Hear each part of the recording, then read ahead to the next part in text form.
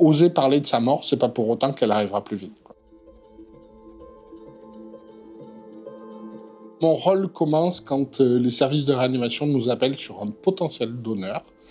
Et il se termine globalement quand les organes sont livrés au pied des receveurs. Les familles sont toujours extrêmement inquiets c'est les familles de donneurs que je rencontre exclusivement, ils sont toujours inquiets sur l'intégrité du corps, c'est-à-dire le respect du défunt et l'aspect qu'il pourra avoir post-prélèvement. Après, il y a le fait également que on prélève des patients en majorité qui sont en état de mort encéphalique, c'est-à-dire au moment où il n'y a plus de sang qui afflue dans le cerveau. Et il y a une discordance puisque les machines, les respirateurs leur permettent de respirer et ils voient leurs proches avec une activité cardiaque. Ils sont colorés, ils sont chauds. Tout donne l'aspect de quelqu'un qui est en train de dormir. Et pour eux, c'est compliqué de s'imaginer que leur proche est décédé. Notre rôle, c'est d'essayer de les rassurer, d'adapter notre discours et notre langage à leurs demandes et à leurs attentes. Là, on parle du décès d'un proche. Donc pour eux, c'est une tempête émotionnelle. C'est toujours extrêmement compliqué. Accueillir leurs émotions, pour nous et pour moi en particulier, j'estime que c'est une chance fantastique parce que le rôle de soignant, c'est de pouvoir être présent au pire des moments.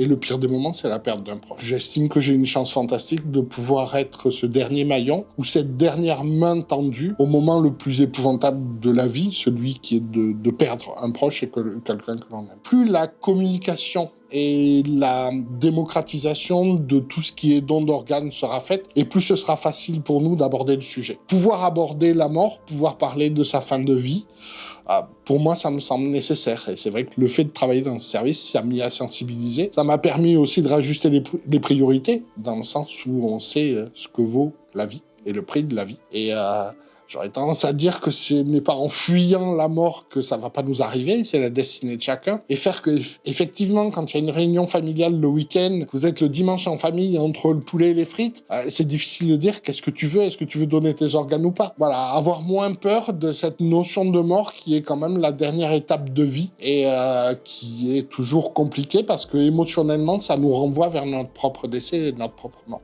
Voilà, donc c'est toujours compliqué. Donc quel conseil aborder? Oser parler de sa mort, c'est pas pour autant qu'elle arrivera plus vite, quoi. C'est plus qu'important, je dirais même c'est vital. Même si on joue sur les mots, c'est vital de pouvoir s'exprimer et de parler des choses. Comme ça, on retire aussi toute la notion de culpabilité qu'il peut y avoir derrière. C'est-à-dire potentiellement, si une famille témoigne d'un refus et que, après mûre réflexion, ils se disent peut-être que non, en définitive, le connaissant, comme il était altruiste et qu'il aimait partager, peut-être que non, il aurait voulu. Des fois, on peut être envahi par ses émotions et sur l'instant, c'est plus le cerveau qui parle, c'est l'estomac, entre guillemets. Et à ce moment-là, il pourrait témoigner d'un refus. Et pour éviter cette culpabilité qu'il y a par rapport à la décision, c'est de prendre le temps d'en parler, comme ça au moins on décharge sur le plan émotionnel tout ce que les proches vont avoir à témoigner. Et au moins il n'y a pas de discussion à avoir. On se sent un peu coupable aussi de vivre grâce à quelqu'un qui est décédé.